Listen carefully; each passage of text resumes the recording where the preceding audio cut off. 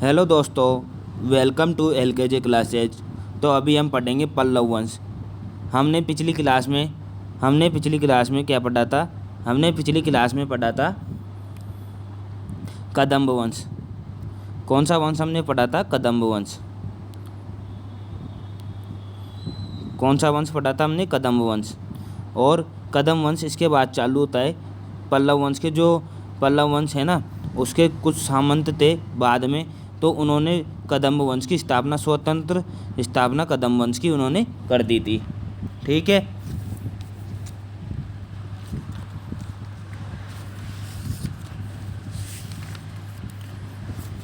तो पिछली क्लास में कदम्ब वंश और पुष्यभूति वंश अपन ने कंप्लीट कर लिया था, अर्थात वर्धन वंश। पुष्यभूति वंश को वर्धन वंश भी कहते हैं। तो अभी पढ़ रहे हैं हम पल्लव वंश। पल्लव वंश में जो पल्लव वंश का संस्थापक कौन था? तो पल्लव वंश का संस्थापक बप्पा देव था। कौन था? बप्पा देव। अभी हम पढ़ रहे हैं पल्लव वंश। पल्लव वंश का संस्थापक कौन था? बप्पा देव। राजधानी कहाँ बनाई इन्होंने? कांची। कहाँ बनाई राजधानी इन्होंने? कांची बनाई। ठीक है। और ये राजा कोई भी अधिकतम दिनों तक, मतलब इन्होंने ऐसे तो राज खूब किया, किसी ने 70 वर्ष भी राज किया था, लेकिन इन्होंने ज़्यादा ना तो युद्ध लड़े, और युद्ध लड़े तो अधिकतर ही परास्त हुए थे या इनकी हत्या कर दी गई थी, है ना। और नया राजा गद्दी पर बैठ गया था। नया राजा मतलब इनका पुत्र ही उत्तराधिकारी बनकर गद्दी पर बैठा था। तो पल्लव वंश का जो संस्थापक था वो बप्पा देव था। कौन था? बप्पा देव। राजधानी क्या थी? कांची। क्या थी राजधानी? कांची। पल्लवों के प्रारंभिक अभिलेख, जो पल्लवों का अभिलेख है, वो पहले तो प्राकृत भाषा में, एक तो प्राकृत भाषा में मिला और उसके बाद संस्कृत भाषा में। तो ये पूछा गया प्रश्न है कि पल्लवों का जो अभिलेख है वो कौन सी भाषा में मिला? तो सर्वप्रथम तो प्राकृत भाषा में मिला, फिर कौन सी भाषा में मिला? संस्कृत भाषा में। अर्थात दोनों प्रकार की भाषाओं में इनका अभिलेख मिला। तो कौन से? राजधानी क्या थी? कांची। और संस्थापक कौन था? बप्पा देव। राजधानी क्या थी? कांची। संस्थापक कौन था? बप्पा देव। और पल्लवों के प्रारंभिक अभिलेख प्राकृत भाषा में तथा उसके बाद कौन सी भाषा में मिले? संस्कृत भाषा में। उसके बाद पल्लव वंशी शासक शिव स्कंद वर्मन। जो शिव स्कंद वर्मन था भाई, शिव स्कंद वर्मन था ना, इसको यज्ञ करता कहा गया है। क्या कहा गया है इसको? यज्ञ करता। क्यों कहा गया है यज्ञ करता? क्योंकि इसने अग्निष्टोम और वाजपेयी एवं अश्वमेध यज्ञ को किया था। अश्वमेध यज्ञ को और इस अग्निष्टोम, वाजपेयी, इन यज्ञों को इसने किया था। कौन कौन सी यज्ञ किए थे इसने? अश्वमेध, है ना, अग्निष्टोम, वाजपेयी यज्ञ। तो इसको आदि को यज्ञ करता भी कहा गया है। तो इसको यज्ञ करता इसलिए कहा जाता है क्योंकि इसने इन सबका यज्ञ किया था, इन यज्ञों को किया था। उसके बाद जो सिंह विष्णु होता है, सिंह विष्णु गद्दी पर कब बैठा? सिंह विष्णु बैठा 575 ईस्वी में। कब बैठा? 575 ईस्वी में। 575 ईस्वी में सिंह विष्णु बैठा, 600 ईस्वी तक बैठा। सिंह विष्णु के युग को क्या कहा गया है? सिंह विष्णु उत्तर युग। क्या कहा गया है? सिंह विष्णु उत्तर युग।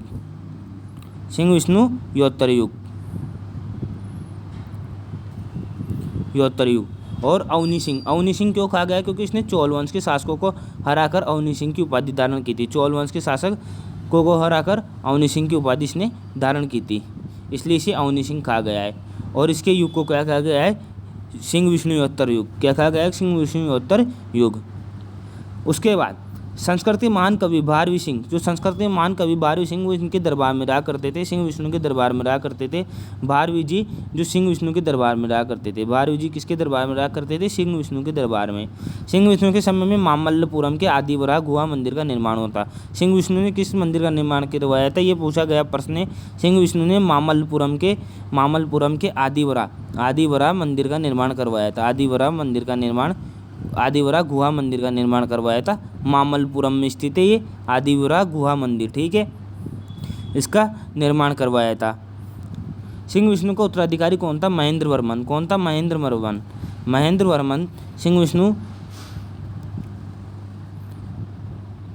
का उत्तराधिकारी था। महेंद्र वर्मन प्रथम। ठीक है, महेंद्र वर्मन प्रथम के बारे में जान लेते हैं। महेंद्र वर्मन प्रथम कौन था, क्या था? महेंद्र वर्मन प्रथम, ये 600 से 630 ईस्वी तक शासन किया, मतलब 30 वर्ष तक इसने शासन किया। कितने वर्ष तक शासन किया इसने? 30 वर्ष तक। इसकी उपाधि थी मत्तविलास, चित्र विचित्र, गुणवर। कौन कौन सी उपाधियाँ थी इसके पास? मत्तविलास, चित्र विचित्र और गुणवर, चित्र विचित्र गुणवर। ठीक है। और भाइयों मैं तुम्हें एक बात बता देता हूँ, मैं जो कोई इंपॉर्टेंट क्वेश्चन रहता है ना उसको 2 या 3 बार बोल के और मैं तुम्हें वहीं याद करवाने की कोशिश करता हूँ, तो आप उसे मेरे साथ के साथ पढ़ ही जाया करो ताकि आपको याद हो जाए। सॉरी। तो मत्तविलास, चित्र विचित्र और गुणवर, ये 3 इसकी उपाधियाँ थी। ग्रंथ कौन कौन से लिखे इसने? मत्तविलास प्रहसन इसने ग्रंथ लिखा।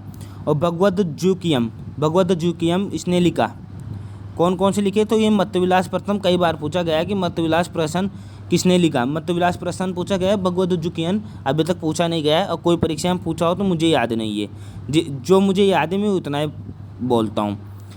मत्तविलास प्रहसन मैंने देखा है ये कई 1, 2 या 3 बार पूछा गया है। एसएससी, एक बार तो एसएससी जीडीके में पूछा गया है, एक बार सीजीएल के पेपर में भी पूछा गया है मत्तविलास प्रहसन किसके द्वारा लिखा गया। ठीक है। और इसका मुझे पता नहीं है पूछा गया है नहीं पूछा गया है, लेकिन आप इसको भी याद रख लो भाई। भगवद्गीता किसने लिखा है? इसने महेंद्र वर्मन प्रथम ने। ठीक है। महेंद्र वर्मन प्रथम के बाद इसका पुत्र नरसिंह वर्मन प्रथम राजगद्दी पर बैठा। नरसिंह वर्मन प्रथम, अब इनको प्रथम क्यों कह रहे हैं? क्योंकि इनके जो बेटे बेटी आएंगे ना उनका नाम इन्होंने ऐसे कैसे महेंद्र वर्मन था, उसका जो पोता था उसका नाम ऐसे कैसे महेंद्र वर्मन द्वितीय रख रखा है, तो फिर इनको प्रथम ही कहना पड़ेगा ना। इसका पुत्र नरसिंह वर्मन प्रथम राजगद्दी पर बैठा। नरसिंह वर्मन प्रथम राजगद्दी पर बैठ गया भाई। अब नरसिंह वर्मन प्रथम राजगद्दी पर कब से कब बैठा?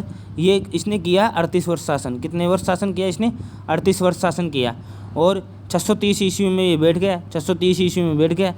ठीक है। इसका प्रथम अभिलेखों में वातापी कोड खा गया इसे, वातपाई की कोड खा गया इसे, वातपी कोड खा गया इसे। इसका नाम क्या खा गया है? वातपाई कोड। ये आप याद कर लेना, 2 बार पूछा गया प्रश्न है कि वातपाई कोड, अभिलेखों में वातपाई कोड किसे कहा गया है? तो वातपाई कोड किसे कहा गया है? नरसिंह वर्मन प्रथम को, वातपाई कोड। ठीक है। नरसिंह वर्मन प्रथम को महामल्ल कहा गया है। नरसिंह वर्मन प्रथम को महामल्ल कहा गया है। एक सेकंड, ये महामल्ल नहीं होगा शायद। नरसिंह वर्मन प्रथम को,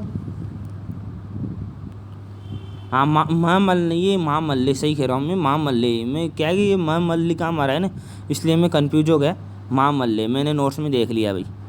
ठीक है। और मैं भी आपको नोट्स में से पढ़ाता हूँ, ये तो नहीं है कि मेरे दिमाग में छप रहे हैं, मतलब मुझे याद तो है, लेकिन ये थोड़े कि मुझे छप थोड़े रहे कि सेम कैसे लाइन आएगी, तो नोट्स में देख लेता हूँ। कोई गलती हो जाती है, टाइपिंग मिस्टेक हो जाती है, तो वो बात है। नरसिंह वर्मन प्रथम को क्या खा गया है? महामल्ल। नरसिंह वर्मन प्रथम ने चालुक्य नरेश पुलकेशिन द्वितीय को प्राप्त किया था, पुलकेशिन द्वितीय को परास्त किया था। ये देखो यहाँ पे भी टाइपिंग मिस्टेक है, पुलकेशिन द्वितीय को परास्त किया था। जो पुलकेशिन द्वितीय है ना, चालुक्य नरेश पुलकेशिन द्वितीय को परास्त किया था नरसिंह वर्मन प्रथम ने। कासाकुट्टी अभिलेख में जो ये ताम्रपत्र पर लिखा गया है, ये मैं आपको बता दूं, ताम्रपत्र पर कासाकुट्टी अभिलेख किस पे लिखा गया है? ताम्रपत्र पर।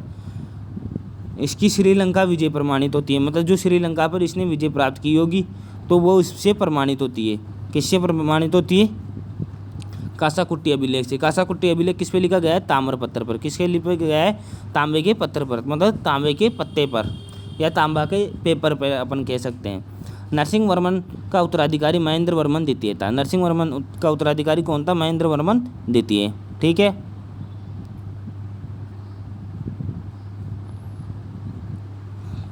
महेंद्र वर्मन द्वितीय 668 से 670 ईस्वी तक 2 वर्ष ही शासन किया इसने, 2 वर्ष, क्योंकि इसकी हत्या किसने कर दी थी? इसकी महेंद्र वर्मन द्वितीय को मध्यम लोकपाल कहा गया है। और महेंद्र वर्मन द्वितीय का उत्तराधिकारी कौन था? परमेश्वर वर्मन प्रथम। परमेश्वर वर्मन प्रथम था। और इसकी हत्या चालुक्य नरेश ने कर दी थी। चालुक्य नरेश ने इसकी हत्या कर दी थी भाई। परमेश्वर वर्मन प्रथम, परमेश्वर वर्मन प्रथम उपाधि थी विद्याविनीत उग्रदंड। ये याद कर लेना आप, लोकादित्य उपाधि 2 बार पूछी गई है। ठीक है। चित्रमाय, गुणभाजन, श्रीवर, एकमल तथा रणजय और ये लोकादित्य उपाधि 2-2 बार पूछी गई है। विद्याविनीत शायद पूछी गई है या नहीं पूछी गई, कन्फर्म याद नहीं है, लेकिन जो लोकादित्य और जो रणजय है वो तो 2-2 बार पूछी गई है। परमेश्वर वर्मन प्रथम के समय में मामल्लपुरम का प्रसिद्ध गणेश मंदिर का निर्माण हुआ था। जो इसने गणेश मंदिर का निर्माण करवाया था, मामल्लपुरम का प्रसिद्ध गणेश मंदिर है ये। और इसके बाद नरसिंह वर्मन द्वितीय राजगद्दी पर बैठा। नरसिंह वर्मन द्वितीय 700 से 728 ईस्वी में राजगद्दी पर बैठा। नरसिंह वर्मन द्वितीय को राज सिंह कहा जाता है, मतलब राज सिंह की उपाधि इसने धारण की थी। इसने कैलाश मंदिर का निर्माण करवाया था। कांची के कैलाश मंदिर का निर्माण, महाबलीपुरम का समुद्र तटीय मंदिर और ऐरावतेश्वर एक मंदिर का निर्माण करवाया था। ये तीनों मंदिर आप याद रख लेना तीनों। ये कैलाशनाथ का जो मंदिर है ना, ये तो बहुत बार पूछा गया है कि कैलाश मंदिर कांची में किसने निर्माण करवाया, तो नरसिंह वर्मन द्वितीय ने कैलाश मंदिर का निर्माण करवाया था। ये आप याद कर लेना, ठीक है। नरसिंह वर्मन द्वितीय ने कैलाश मंदिर, राज सिंह की उपाधि धारण की थी, कैलाश मंदिर का निर्माण करवाया था, महाबलीपुरम का समुद्र तटीय मंदिर बनवाया था। इसके बाद अगले पर चलते हैं। अगला टॉपिक क्या कह रहा है, इसने उपाधि धारण की थी वाद्य विद्याधर वीणा नारद। वीणा नारद 2 बार पूछ चुका है भाई, वीणा नारद 1 या 2 बार पूछ चुका है। वाद्य विद्याधर की याद नहीं है, लेकिन वीणा नारद पूछ चुका है। तो आप इनकी उपाधियाँ खासकर याद रखना, क्योंकि उनको उपाधियों या उपनाम ऐसे पूछ लेते हैं कि ये उपनाम किसका है, ये इसका उपनाम क्या होगा, तो ऐसा प्रश्न अपने सामने आ जाता है। नरसिंह वर्मन द्वितीय के बाद उसका पुत्र परमेश्वर वर्मन द्वितीय राजगद्दी पर बैठा। नरसिंह वर्मन द्वितीय के बाद कौन बैठ गया वापस, परमेश्वर वर्मन द्वितीय। वो नहीं, परमेश्वर वर्मन द्वितीय का पुत्र नरसिंह वर्मन द्वितीय और नरसिंह वर्मन द्वितीय का पुत्र परमेश्वर वर्मन द्वितीय। अपने दादाजी का नाम इसने रख लिया। चालुक्य राजा विक्रमादित्य ने पराशर हत्या कर दी थी। इसकी भी हत्या चालुक्य राजा विक्रमादित्य के द्वारा की गई थी। और जो महेंद्र वर्मन द्वितीय था, जो अपन ने यहाँ पे पढ़ा महेंद्र वर्मन द्वितीय, इसकी भी हत्या चालुक्य नरेश ने कर दी थी। और इसकी हत्या विक्रमादित्य ने कर दी थी। चालुक्य राजा विक्रमादित्य ने इसकी हत्या कर दी थी, ठीक है। उसके बाद नंदी वर्मन द्वितीय, ये नंदी वर्मन द्वितीय इनके रिश्तेदार हिरण्य, इनका रिश्तेदार था ये हिरण्य।